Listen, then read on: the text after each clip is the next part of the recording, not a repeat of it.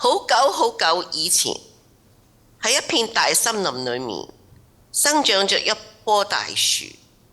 大森林裏嘅小動物都喜歡喺大樹下面唱歌、跳舞、玩遊戲，大家都叫佢做大樹公公。嗰個時候，小動物呢係冇耳朵嘅噃，聽唔到風聲、雨聲，聽唔到歡笑、歌聲，亦都睇唔到彼此，聽唔到彼此嘅呼喚。所以大樹公公見到小動物嗰種天真無邪嘅笑面，佢非常着急。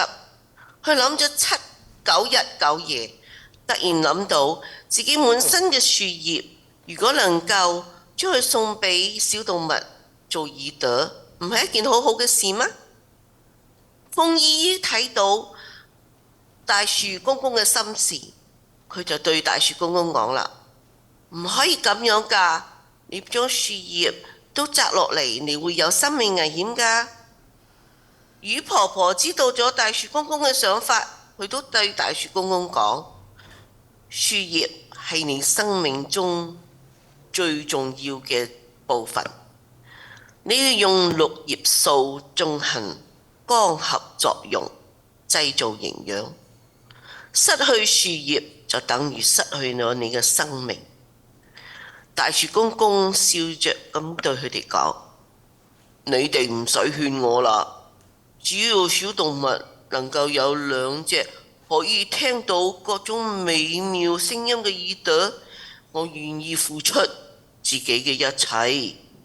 就咁樣，大樹公公呢就摘低晒佢身上每一片嘅樹葉，送俾每一隻小動物啦。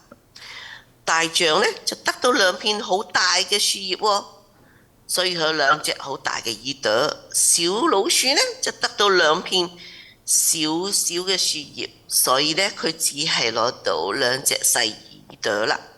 小白兔、小松鼠、小肥豬，每一種動物都有2隻可以聽到各種聲音嘅小耳朵。就喺大樹公公摘下佢身上最後一片樹葉嘅時候，就失去咗綠色生命嘅時候啦。小動物都喊咯喎，小動物嘅眼淚浸濕咗大樹公公身上所有嘅枝條，枝條紛紛落在地上，生根發芽，變成一棵棵綠色嘅樹苗。大樹公公滿心微笑嘅融入咗他腳下嘅樹泥土裏面。後來呢啲樹樹苗呢，就成長咗一棵棵枝繁葉茂嘅大樹，一棵棵大樹又組成咗一片大大嘅森林。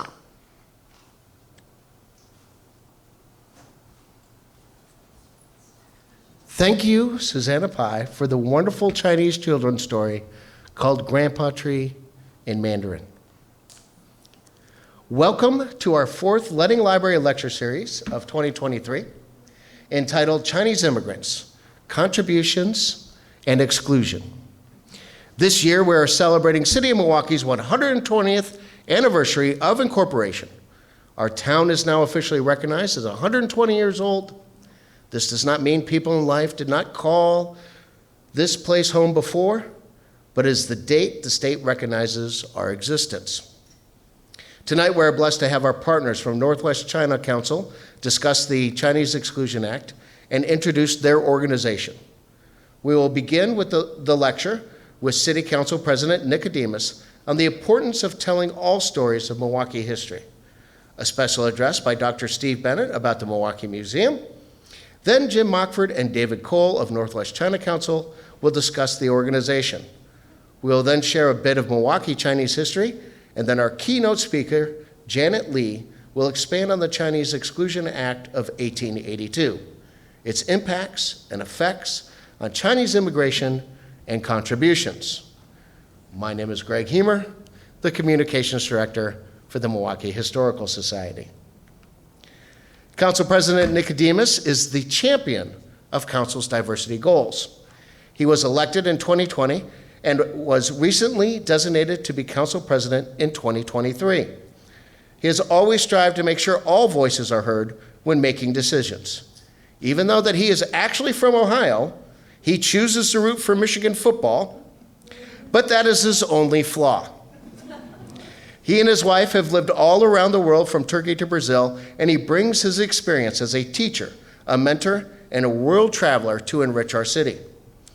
Desi has helped Milwaukee Museum through speaking events, securing grants, and supporting our vision of telling all the voices of Milwaukee history like this one tonight. Tonight, Council President Nicodemus will communicate the importance of telling all the stories of Milwaukee. Please welcome Council President Desi Nicodemus.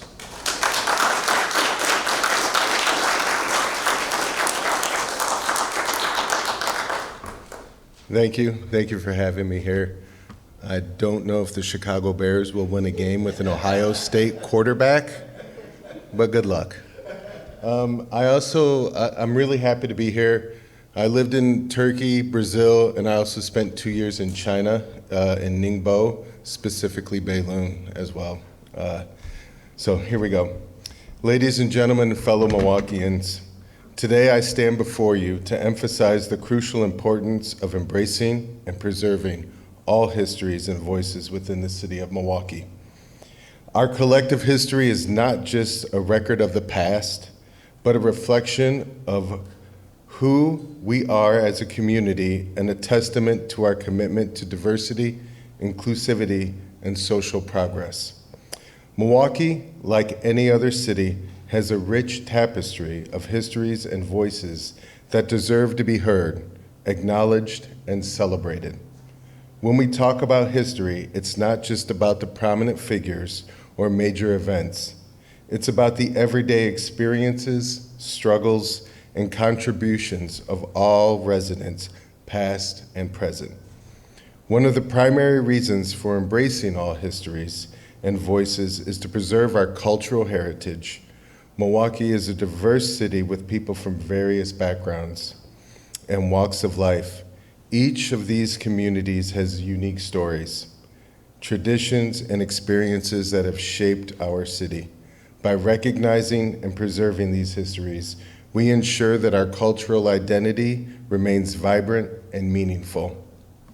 Inclusivity is at the heart of any thriving community. When we include all histories and voices, we send a powerful message that everyone's stories matter.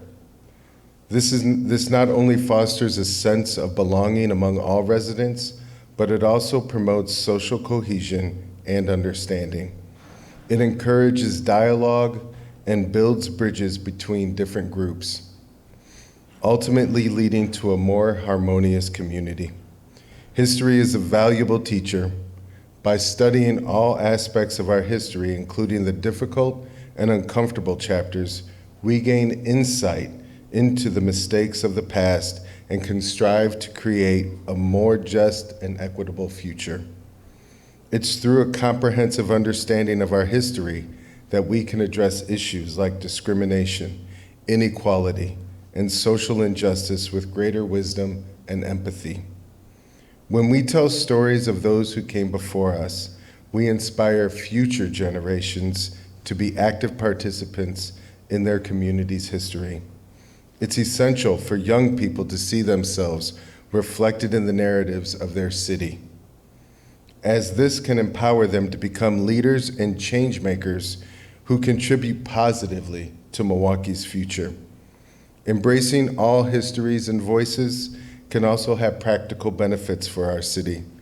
Moreover, it can make Milwaukee a more appealing place for individuals and families looking for a welcoming and inclusive community in which to live.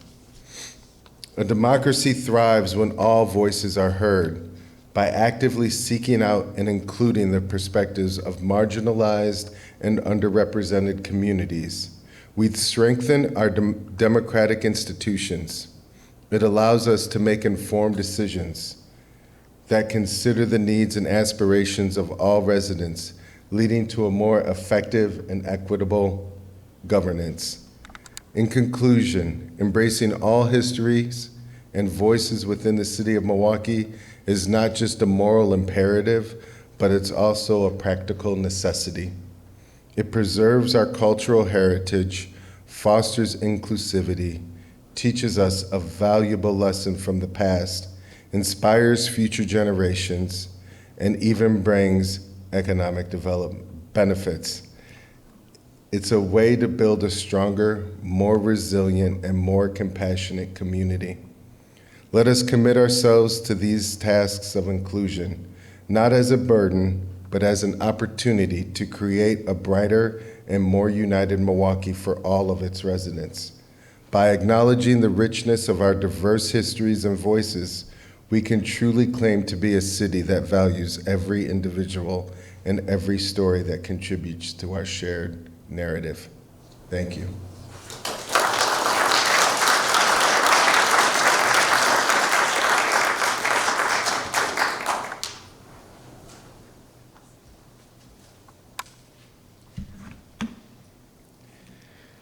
This program is being produced by our great partner, Willamette Falls Studios. Willamette Falls Studios' mission is to inspire lifelong learning, advance knowledge, and define communications through digital media technology to educate and strengthen communities. Their professional staff work daily to create media content for local organizations, capture city projects, consult on productions, customize broadcast systems, and provide technical support. WFS works with all levels of experience in media production. Residents can learn how to be a community producer at little to no out-of-pocket cost. Come in and talk to their staff about how they can help you with your communication needs. Willamette Falls Studios, where you learn, create, and belong. Whoop. It is my pleasure tonight to introduce Dr. Steve Bennett, Milwaukee Historical Society President. Over the past several years, Dr. Bennett has focused his attention on local property research and helping many individuals uncover things they don't know about the places and people who contribute to making them who they are today. Dr. Bennett has a wide-ranging academic background, BA in philosophy, MA and PhD in Near Eastern languages, and BA in management. He worked in information technology as a project manager for over 30 years and is now currently retired. Sort of. It is amazing the talent residents of Milwaukee have. Steve is absolutely no exception to that. He is not only his knowledge of local history has huge amount of benefits to society, but his IT background creates better operating systems and solves many of the dilemmas that we face in the technological world. Thank you is never enough, Steve, for your effort, time, and devotion, but basically, thank you. Please welcome Dr. Steve Bennett.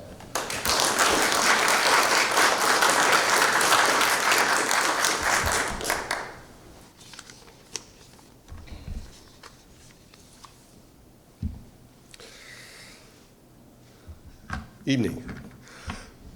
The Milwaukee Historical Society is the owner and operator of the world's largest museum dedicated to Milwaukee, Oregon. We're located at 3737 Southeast Adams Street, and we're open 11 a.m. to 4 p.m. on Saturdays. Yes, we have a museum. It's the building you've been driving by for 15 years and said, one of these days I'm going to stop in, but never have. Trust me, if you do, you will enjoy it. We would love to have you. Come in to learn more about the historical past of the town we call Milwaukee from all perspectives. We pride ourselves in telling the history, because the past is the past. It doesn't matter whether it's good, bad, or ugly. We tell it. That's important.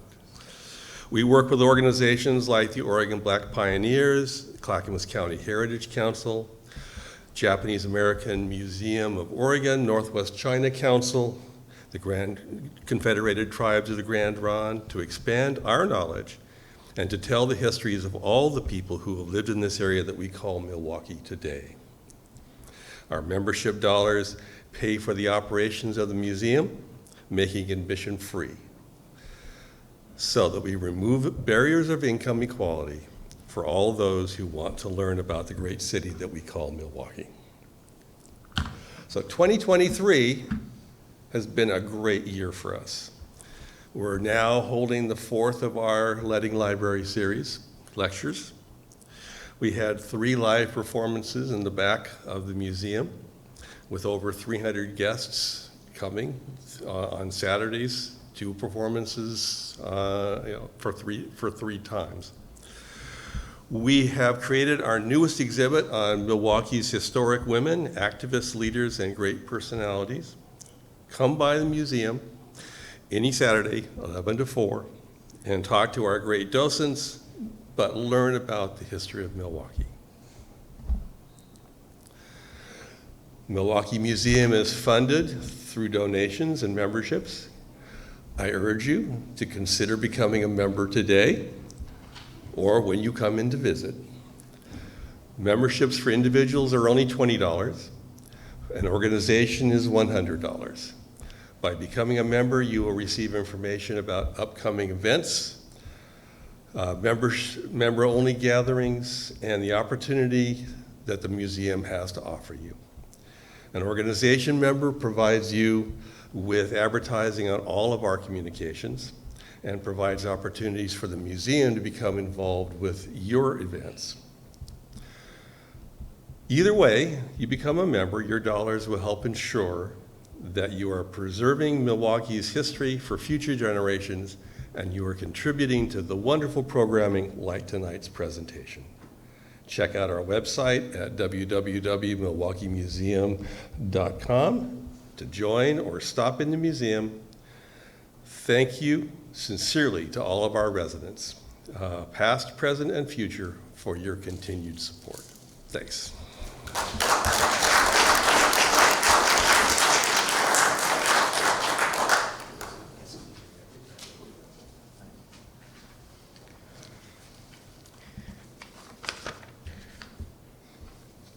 One of our other partners in programming is the Letting Library Lecture Series is the Letting Library. Come check out the remainder of the author programming on October 12th, 19th, and 25th. The authors Brian Lowry, Selfless, The Social Creation of You, shatters the myth of individualism and frees ourselves to make our lives and the world accordingly. Author Alyssa Max Goodman, Glitter and Concrete, traces the technicolor history of drag in New York City and the role it's played in both queer culture and urban life. And author Casey Parks' Diary of a Misfit, a memoir and a mystery, follows the mystery of a stranger's past, forced to reckon with her own sexuality, her fraught Southern identity, her relationship with her mother, and the complicated role of faith in her life. Come check it out. Jim Mockford is president of the Northwest China Council. Northwest China Council was established in 1980. Their mission is to promote a greater understanding of Chinese history, culture, business, and contemporary affairs in the Pacific Northwest. Jim's willingness to work with the Milwaukee Historical Society and the Milwaukee Arts Committee has led not only to this program, but a permanent sculpture celebrating the Bing cherry and its related Chinese history. The universe works in weird ways. Jim kind of came in sideways into the Milwaukee Historical Museum's life, but we ended up with some great panels, some extra research, and some brand new friends. So here tonight, please welcome Jim Mockford.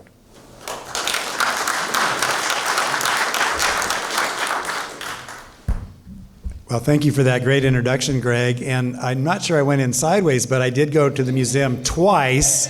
And Steve, you'll be happy to know this. And found amazing materials about Ah Bing and the Llewellyn family and horticulture and lots more history than I could go through.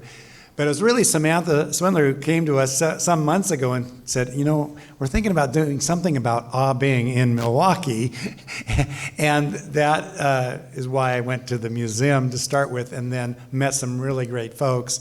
And I want to thank everyone here who is part of this, the Letting Library, the City of Milwaukee, the Milwaukee History Museum, and all your supporters.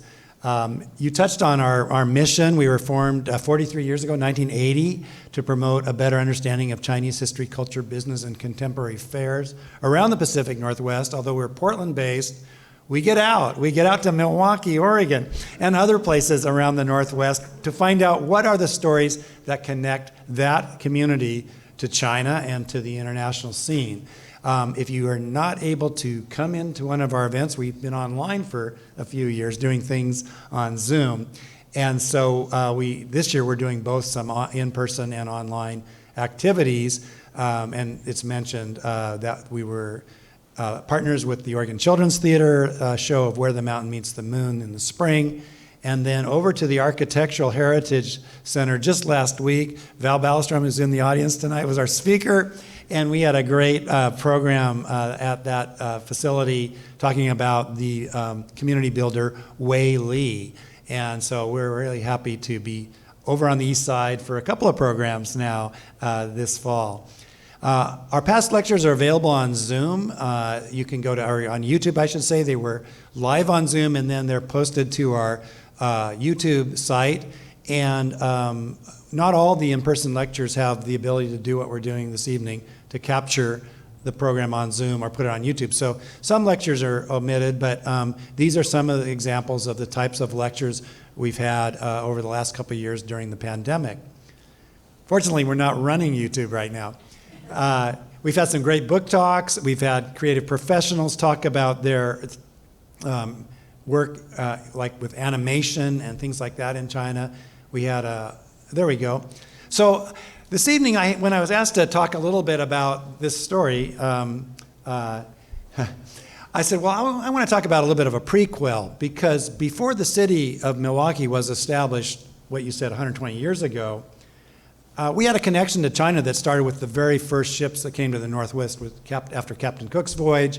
I was introduced to the story by J.R. Noakes. Richard Noakes was the editor of the Oregonian. He wrote the book Columbia's River for the 1992 Maritime Bicentennial. He wrote Almost a Hero about John Mears.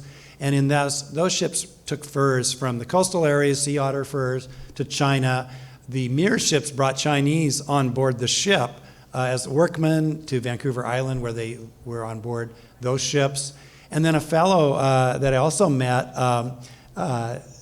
Charles Parkin Jr., was the co-author of the book about Robert Gray, Captain Gray. He was also the founder of the Garibaldi Museum, which I recommend when you're down in Garibaldi, go see what they have to say about the fur trade at the Garibaldi Museum. And so it was a real pleasure to meet both of those authors now some 30 plus years ago.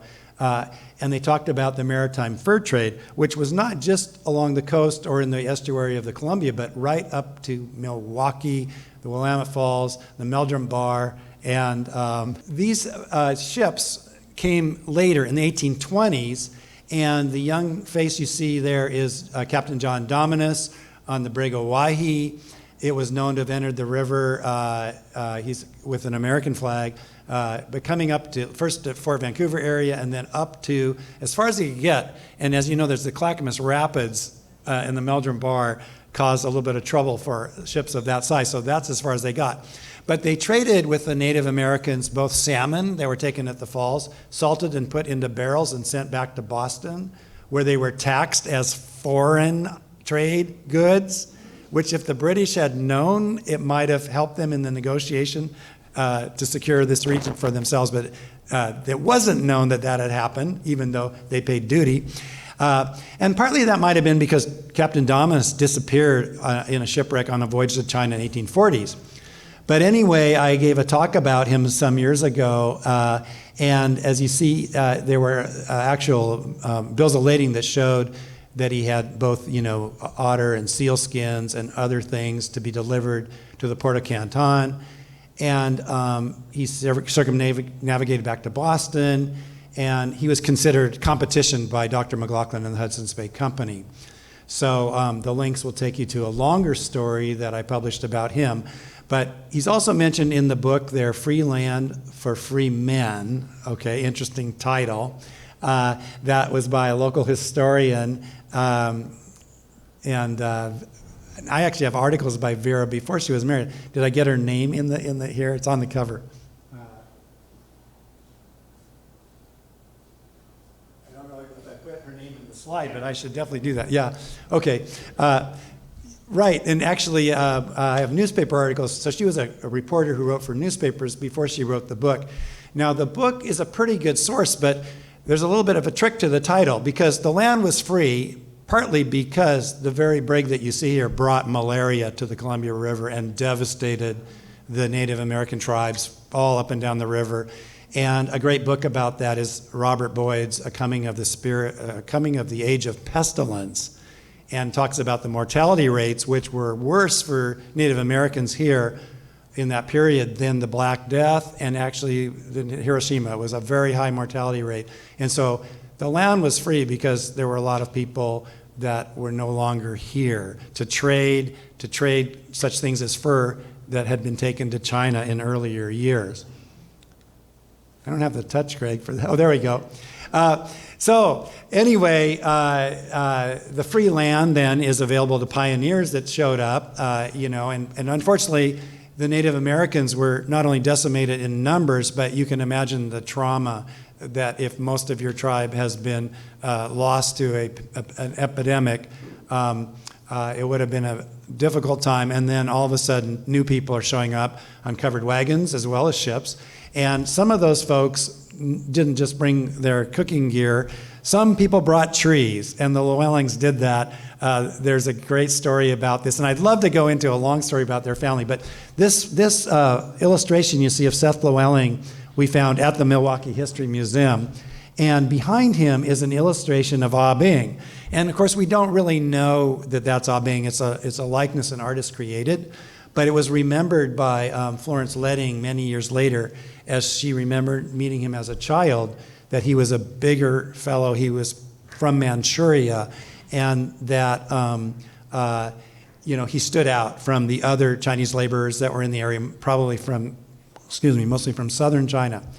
We do, however, have a good look at Chen Wing on the right, who was a cook for Post Commander Thomas Anderson at the Vancouver Barracks, and for some years, not just 1890 when the picture was taken.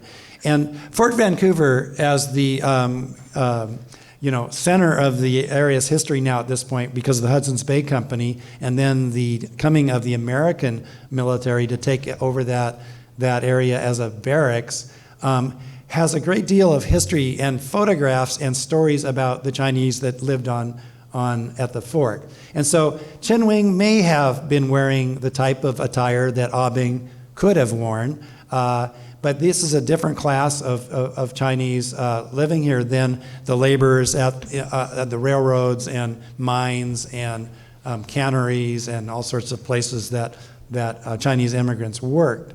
So there's some links to websites at Fort Vancouver. The Friends of Fort Vancouver actually told me they'd love to be here tonight. They were worried about the government shutdown, so they didn't want to commit to coming and joining us because I invited them to come share some of their resources. But they administer the McLaughlin House in Oregon City as part of the National Park Service, Fort Vancouver. Now I got to go back. Oh, there we go. Okay, so this brings us to the McLaughlin House, which is now celebrating the 20th year of being part of the Park Service. And that banner you see was actually at the Fort Vancouver Visitor Center just recently. And what you see is some photos of it back in the day. And back in the day means the time of Chinese exclusion, because that facility, after Dr. McLaughlin passed away, became a hotel. It became a number of things.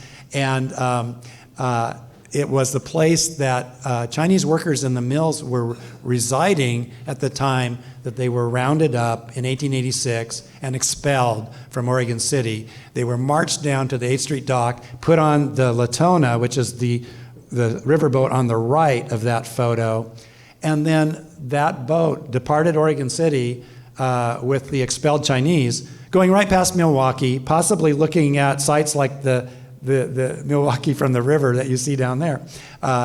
And that's the story of exclusion that Ah Bing would have faced. And we don't know a lot of details about his life other than that his work was recognized by the Llewellyn family. They gave him credit for inventing the Bing cherry. There's a lot of information about that in the History Museum. But when he returns to China, he disappears from history. We don't know. There's no record of what happened. He could not come back because of the Exclusion Act, and maybe he didn't want to because of incidents like this that were happening right up the river from here, as well as in Portland, Tacoma, and all across the Pacific Northwest. And some with very dire consequences, such as the Massacre for Gold story written by Dick Noakes' son, Greg Noakes, who wrote the book about the massacre in Eastern Oregon. Well, this story we're just starting to get into, and I could, as you see, talk for some time about all these interesting things.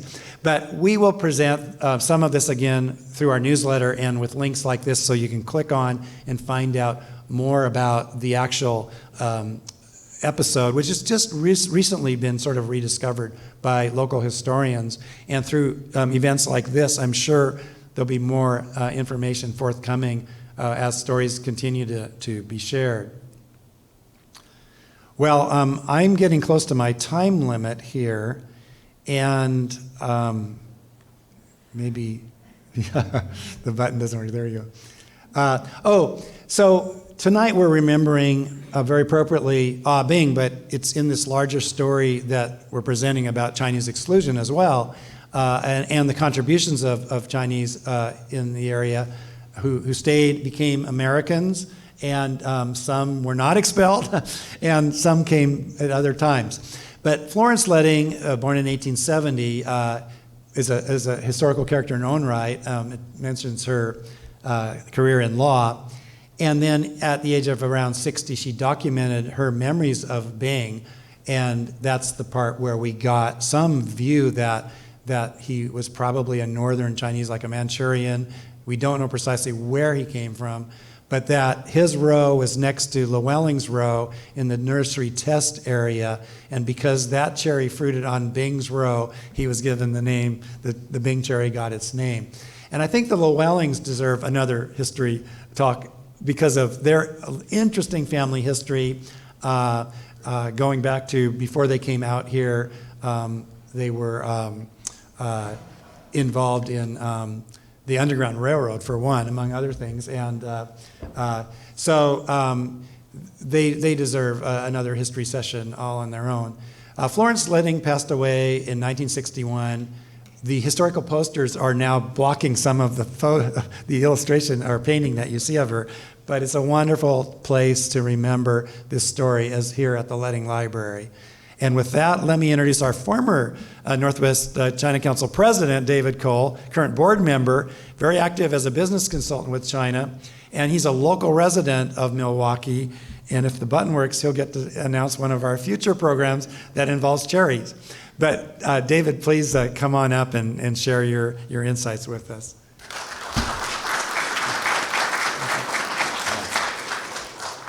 Well, thank you, Jim. It's just a great pleasure to be here. This event is very heartwarming to me. It's a combination of multiple passions that I have. I've been a resident in Milwaukee since 2005. Been involved in just the beautiful development of this city.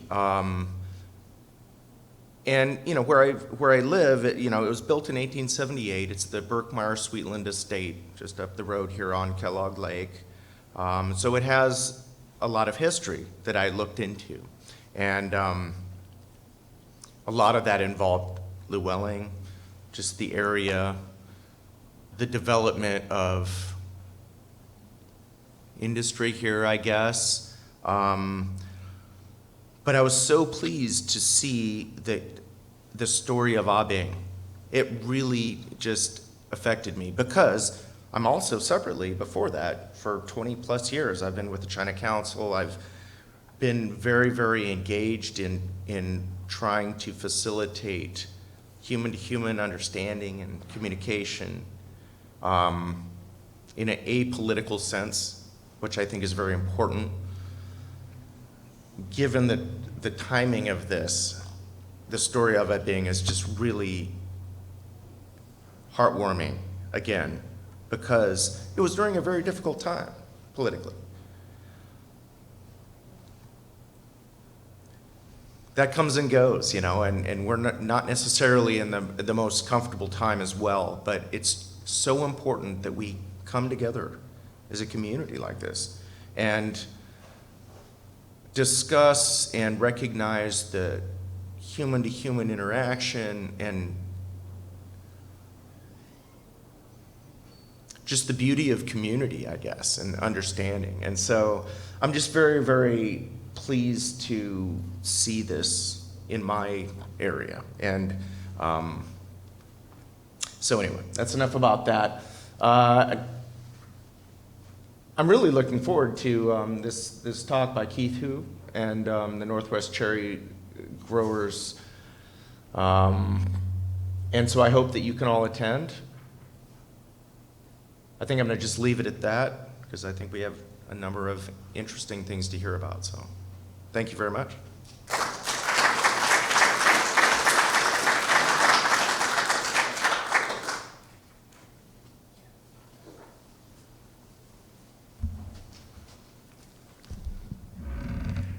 I'm not going to make fun of Jim, but and so Northwest China Council just wants to say thank you, of course, and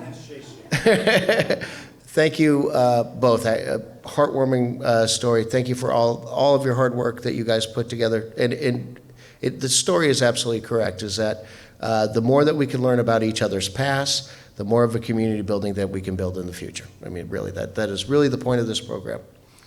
Join community leaders and city staff to cut the ribbon on the new City Hall building. Festivities begin at 4 p.m. at Historic City Hall at 10772 or 10722 Southeast Main Street.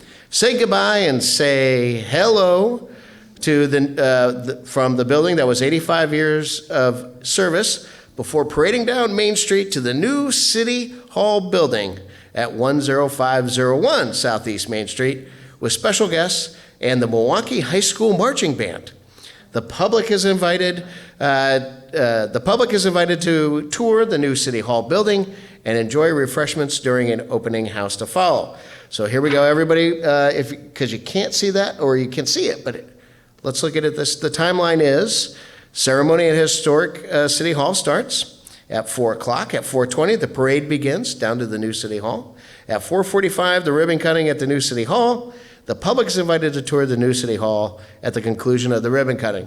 And by the way, I got to go to our very first city council meeting there last night, and I can tell that Mr. Stauffer had a hand in helping to define the stairs as they're walking. I'm going to leave it at that. It is an excellent, excellent job, the way that they represent our city. So come on down. I won't spoil it for you, so come on down and come and check it on out. The museum will have a table there as well, so you can come and talk to me at that point in time. The two Chinese immigrants I am discussing tonight not only tell a story about themselves, but impress the history of Milwaukee. We begin with a bit of background on each story and then explore the individuals. Henderson Llewellyn was a nursery man for many years in Indiana and later in Iowa. Inspired by the Lewis and Clark exhibitions, he became an enthusiastic admirer of Oregon. In the fall of 1845, Mr. Llewellyn began his plans, and on April 17, 1847, started from Salem, Iowa, on the long trek to Oregon with his family of 7 children and saplings of various fruit varieties. The 700 fruit trees and canes were planted in 2 boxes with rich soil and charcoal. The boxes completely filled the wagon and were drawn by 3 oxen. By early October, the Llewellyns reached the Dalles and then ferried to eventually Milwaukee on November 17, 1847. With his friends, the Meeks, they planted the surviving 350 trees into the ground around what we call Waverly Country Club today. Later, Llewellyn moved and created Fruitvale, California, which is near Oakland. Meek headed towards the John Day area, and Henderson needed someone to run the orchards in Milwaukee, so in 1850, his brother Seth Llewellyn came into Milwaukee and expanded the orchards. Seth Llewellyn later became the founding father of the Oregon State Fair and the Oregon Republican Party. His many varieties of fruits include golden prune, sweet Alice apple, the Lambert, black Republican, and Bing cherries. Today it is said that you can trace the $2 billion fruit industry on the Pacific Coast to the trees that came from Milwaukee. Seth Llewellyn's nursery in Milwaukee cultivated the Bing cherry, which was named in honor of the nursery's Chinese foreman, Ah Bing. The little we know today about Ah Bing's life comes from Florence Olson Letting, Seth Llewellyn's stepdaughter, who was interviewed in the 1939 as part of a Works Progress Administration oral history project on the area. Letting said Ah Bing was from northern China, unlike many of the Chinese immigrants to Oregon at the time, who were Cantonese from southeast China. Bing was close to 6 feet tall, if not taller. He was the foreman to about 30 or more Chinese laborers, usually working in the orchards. He worked in Milwaukee for some 30 years. Bing was very fond of an old parlor song that was popular at the time, and Letting recalled that he would sing it over and over again in a melancholy minor key. The manner in which the cherry was named for him happened that he and my stepfather were working the trees every other row each, Letting told the interviewer. Seth, you ought to name this for yourself. Seth responded, I've already got one in my name. No, name this for Bing. It's a big cherry, and Bing's big. And by that way, it's in his row, so the name shall be. Bing had a family back in China, or at least he had a wife there to whom he sent money regularly. His wife had adopted 6 or 7 boys in her husband's absence. Letting said Bing wanted to go back and see his wife and sons. Finally, in either 1889 or 1890, he traveled to China and never returned. Letting blamed the 1882 Chinese Exclusion Act, which banned the immigration of Chinese laborers to the United States, as a reason why he never returned to Oregon. From the turn of the 20th century to about the late 30s, Milwaukee was an entertainment district for the Portland elite near the river and downtown. Outside of that area was all agricultural. Remember, back in these days, the only produce that was going to market was grown locally and shipped fresh, much like a farmer's market is today. McLaughlin Boulevard and Highway 224 did not exist, so the best transportation was the trolley line or the path of the trolley trail today. The local farmers, which were mainly Japanese, Italians, and Germans, worked a variety of fields ranging from celery around the current Milwaukee marketplace or berries and orchards just east of the Milwaukee Museum, plus a combination of vegetables to the north and beautiful flowers and hollies in the current southeast corner, and a sprinkle of dairies throughout. Most Milwaukee farmers use the trolley line to bring their produce to Portland markets, but the train tracks on Railroad Avenue sent produce as far as Kansas City.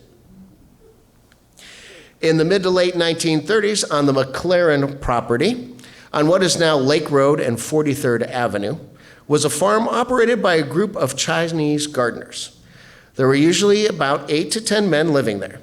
The man in charge was Si Sing, an English speaker who stayed on the farm while the other men would return to China about every 2 years. They raised assorted vegetables, using a team of horses for plowing and cultivating. When they harvested the vegetables, they carried them from the field to the barn in large baskets, hanging one on each end of a wooden yoke that fits across a man's shoulders. Whenever we went to this place, they would load us up with a large crate of vegetables, then go into their house and get cans of Chinese tea and lychee nuts for us, all with much conversation in Chinese, recalled Don McLaughlin, who grew up on a neighboring farm just to the south. Before the invention of plastic bags to wrap vegetable bunches, gardeners used a natural reed for that purpose. This reed grew in the wetlands along Kellogg Creek and Scott Creeks. The Chinese gardeners would come and harvest quantities of the reed and dry it, then soak it to soften it back up, and when they wanted to use it to tie the bunches of beets, carrots, and onions. Janet Lee is retired from banking and finance.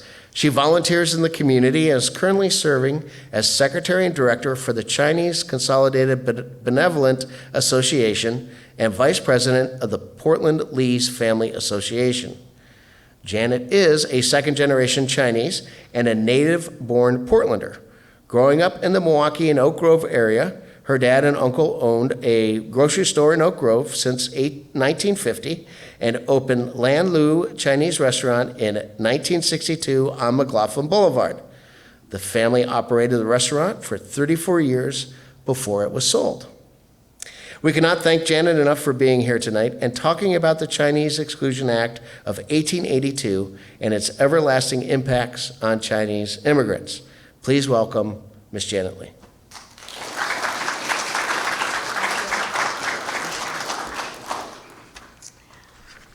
Greeting, everybody. I did leave a handout out for you to browse through. I can only give you a brief summary of what is happening because there was so much going on in that 60 years of racial discrimination. So I will kind of just quickly give you a rundown of what's going on here. Okay, the Chinese immigration to the United States came in. There were no Chinese here. And there were several contributing factors that led the Chinese to travel to the United States. And it was the Opium Wars between China and Great Britain from 1839 to 1842, and the Second Opium War between China, Britain, and France at 1856 to 1860. The military superiority of the Europeans gave easy victories over the Chinese. The Chinese economy was impacted with treaties and their ports losing Hong Kong to the British Empire and the legalization of the Opium Wars. The crops failed, poverty and political unrest, floods and droughts came and took over the region. Many of the Chinese in the south part of China in Canton, Guangdong province left the country to travel in search of work in America, which was known as Gold Mountain, Gimsan. They journeyed across the Pacific Ocean, drawn to the land of golden opportunities. The Chinese immigrants took on mining jobs from the gold rush and construction jobs from the Central Pacific Railroad. Their willingness to work were hired by American companies at a much lower wage, and the white workers grew restless and violent. Anti-immigration sentiments grew when they were racially motivated. This led to imposing taxes and passing discriminating legislation on the Chinese. And that's how the Chinese got here. So, in 1868, Anson Burlingame, a lawyer and Republican representative to Congress, became the U.S. minister to China in 1861. He and the Secretary of State, William Seward, worked to establish the U.S. as a power in the East. Their intent was to gain access to a profitable trading opportunities and foster the spreading of Christianity in Asia by convincing the Chinese to adopt a more Western approach to diplomacy and government. Burlingame negotiated a treaty to protect commerce and conducted in China's ports and cities, and established the right of China to appoint consuls. That promise, the Chinese gave the right to free immigration and travel within the United States, and allowed protection of the Chinese citizens in the United States and the reciprocal access between the two nations, limiting American interference with the internal Chinese affairs. Then Congressman Horatio Page drafted an end to the danger of cheap Chinese labor and immoral Chinese women. The laws barred immigrants and considered it undesirable and defined a person from Asia to be coming to the United States to be forced laborers, Asian women who would engage in prostitution, and all people considered to be convicts. The Page Act prohibited the entry of all Chinese women. In 1879, a law was drafted to target the Chinese, but President Rutherford Hayes vetoed the bill and said it was unconstitutional. So there actually was an attempt to say that that isn't going to work. However, 3 years later, in 1882, the Chinese Exclusion Act was passed, and it was the first significant law restricting immigration into the U.S. on a specific nationality. Many Americans on the West Coast attributed the declining wages and the economic ills to the Chinese laborers. This act suspended the Chinese immigrants from entering for 10 years and persisted in anti-Chinese sentiments. The Exclusion Act prohibited skilled and unskilled Chinese laborers from entering the country for 10 years, but it did exclude merchants, teachers, students, and diplomats. The law was prohibited federal and state courts from granting citizenship to any Chinese. Then in 1888, the Scots Act prohibited U.S. resident laborers from returning to the U.S., which is where we think Ah Bing was not able to return, because even though they had proper paperwork, returning labor status was ended, and they would not allow anybody to come through, and that was our exit visas at the time. And this affected 20,000 Chinese at the time. They had gone home to visit, and none were able to return. When the Chinese Exclusion Act expired in 1892, Congress extended it for another 10 years. It expanded the enforcement by requiring the Chinese to prove their lawful presence in the U.S. by carrying a certificate of residence, the precursor to the green card, to be subject to detention or deportation if you didn't have it. Then in 1902, the Chinese Exclusion Act was actually made Chinese immigration illegal, and gaining citizenship was not possible. Movements for restrictions against other undesirable groups also started: Middle Easterners, Hindus, East Indians, Japanese, with the passage of the Immigration Act in 1924. That time, immigration station was at Angel Island. They were detained due to race and nationality. Discrimination and lengthy interrogation process was handled by all the Chinese. And then in 1924, we had the immigration had further limits, and it was the national origins quota, when they limited the 2% of the total number of people in each nationality to enter the U.S. as of the 1890 census. That didn't leave very many people. Aliens were ineligible for U.S. citizenship and were never permitted to enter the U.S. And finally, in 1943, Congress passed a measure to repeal the discriminatory exclusion laws against the Chinese immigrants and to establish a quota for China of 105 visas per year, which is what was allowed. The repeal was a decision based because of World War II, as China and U.S. were allies.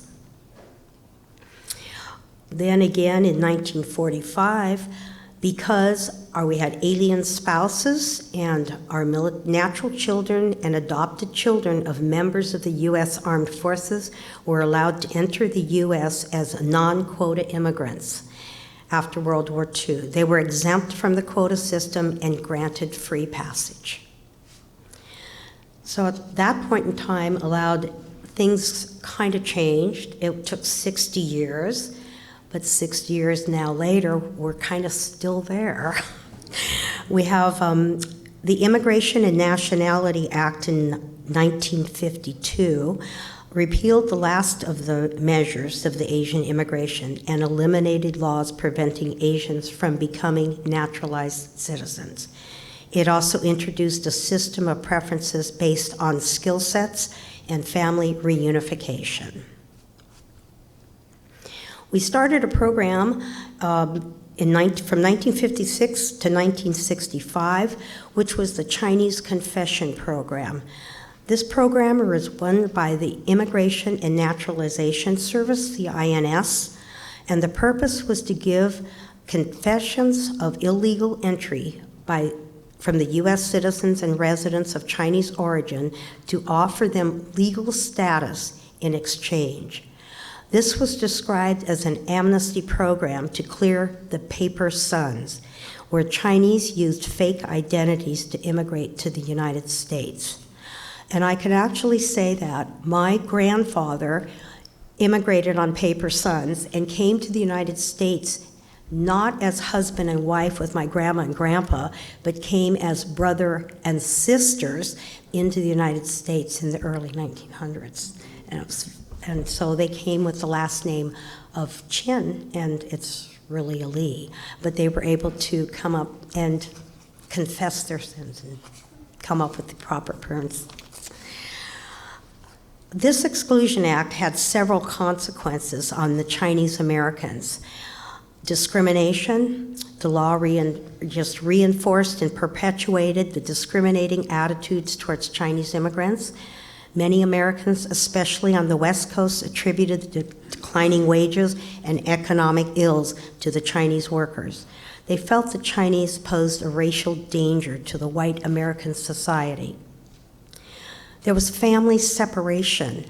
This act disrupted many families of Chinese Americans. The ban on immigration caused families to be separated for extended periods of time and unable to reunite for many years. Racial profiling was also a problem. Chinese faced racial profiling and discrimination in various aspects of life. They were subject to harassment, violence, and unfair treatment by law enforcement and other institutions. And currently, there are still the Portland police has been talking is that Chinese won't report crimes because they're attuned to they're not going to believe them, that they won't act and do anything. The last item was limited economic opportunities. The Exclusion Act severely limited the economic opportunities for the Chinese immigrants, which came here for the opportunity of Gold Mountain. It restricted their ability to find employment, and they couldn't even own land. They were forced into Chinese to live in Chinatowns and banded together for safety and security. And as an update as the Exclusion Act in Oregon, what has happened, things happened such as in 1859, the Oregon Constitution actually said non-residents of China are forbidden to own any mining claims or real estate. In 1862, they adopted a law requiring blacks, Chinese, Hawaiians, and mulattoes residing in Oregon to pay an annual tax of $5. In 1863, Portland required Chinese laundries to pay $25 a quarterly fee to operate in the city. In 1866, Oregon banned interracial marriages to prevent whites from marrying anyone black, a quarter or more Chinese or Hawaiian, or half or more Indian. That law was repealed in 1951. And the last item I had was the 1886 in the area, just before Bing left, was the Anti-Coolie League. They had members burned homes and Chinese markets and dynamited 2 laundries, demanding the Chinese had 30 days to leave the city of Portland. So it was, and Chinese immigrants were driven out in many cities with this anti-Chinese hate area. They were out Oregon City.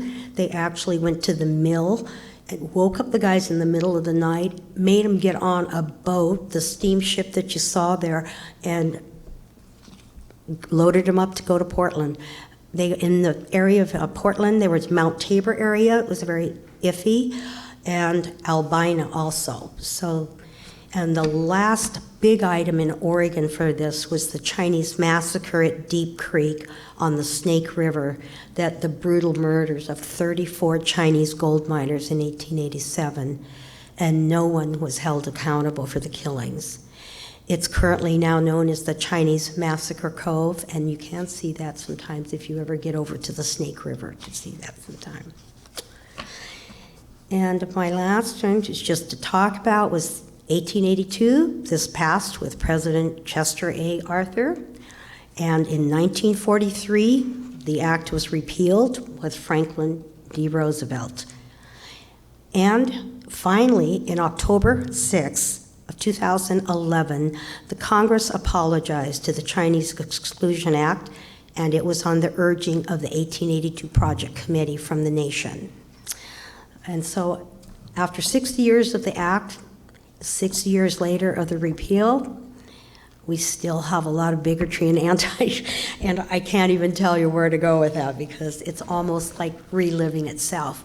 Not only is it not to just the Chinese, but it was to the Japanese, and it was to the blacks, it was to the Indians, it was to the Native Americans. I mean, it was just unbelievable. But thank you very much. I hope I had that.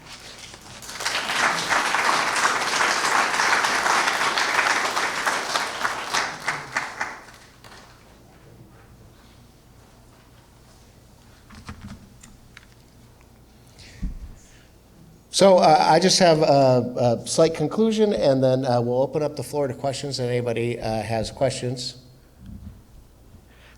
Before the director yells at me, I have to raise up the mic. If you're looking for something to do New Year's Eve, I tell you what.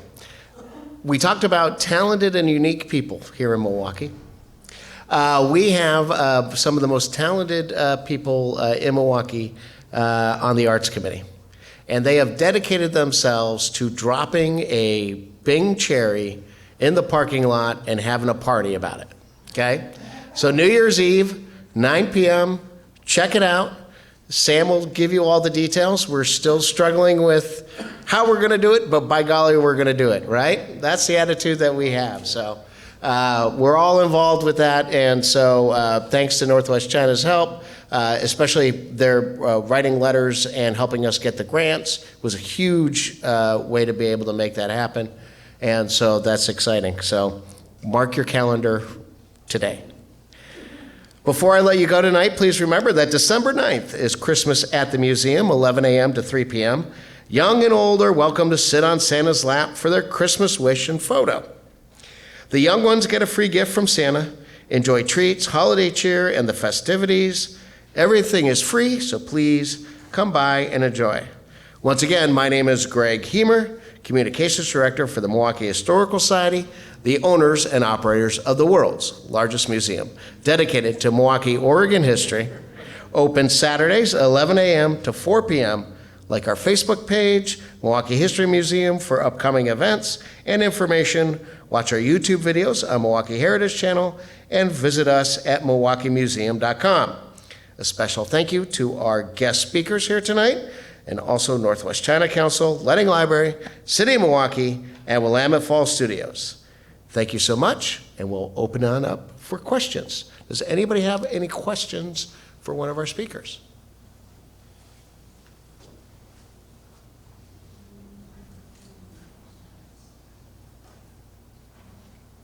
Oh, don't be shy. Don't be shy. Anybody have any questions? I'm going to ask a question that was asked on the Milwaukee Arts Committee page. The person was wondering if there is any, if there's still any signs of where any of these fruit orchards were, or the cherry orchards, or anything that of Llewellyn's orchard. Are we going to allow me to answer that for you? Go ahead. Okay. So on the Waverly Country Club lot, you can actually, as you kind of drive up next to the Pioneer Cemetery, those are direct descendants of Henderson's and Meek's claim. Okay, so I'm directionally challenged. So if you're driving into Waverly Country Club, right on the right-hand side, where right next to the Pioneer Cemetery. There's like 3 or 4 apple trees there. The other thing is that there used to be a peach tree that was planted in the back lot of what now we call Old City Hall.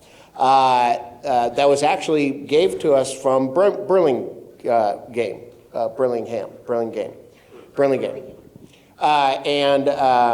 And it was planted there, then it was moved, and now it was removed, but it was made to a gavel for the mayor to use.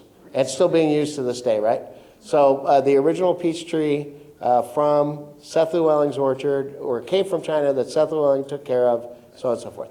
The rest of it, so you got to imagine the fruit orchards ended up expanding. So basically from City Hall north, right, over to the country club, and that's kind of the basis of where all of the orchards were. And that's all now been developed, torn down from Highway 99 was kind of the one that kind of really caused that. And then development started to creep up from Old City Hall. Yeah, I'm trying to maintain my property because I have fruit trees on my property that are easily over 100 years old, and everyone wants me to develop it. And it's like, now we need to save that. And if the mayor was here, she would tell you that not only do we want to save the trees, but we also want to save that house, because it's a famous house here in Milwaukee. It's that old, right? It goes back to the time. Yeah, so Abing may have seen your house, David. Yeah, yeah. Yeah, it's a pretty famous house. Any other questions? Any other questions? I want to thank everybody. This is excellent, great crowd. Really appreciate it. Thank you so much. Next year, we are actually going to be focusing on what we call the people. So this year was 120 years anniversary. Next year, we have our next 4 Letting Library Lecture Series, and we are going to talk about the Hadleys at 1.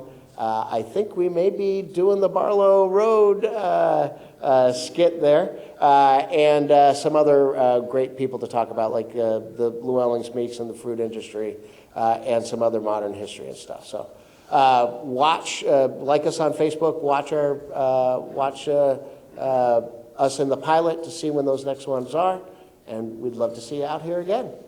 All right, thank you all so much for showing up.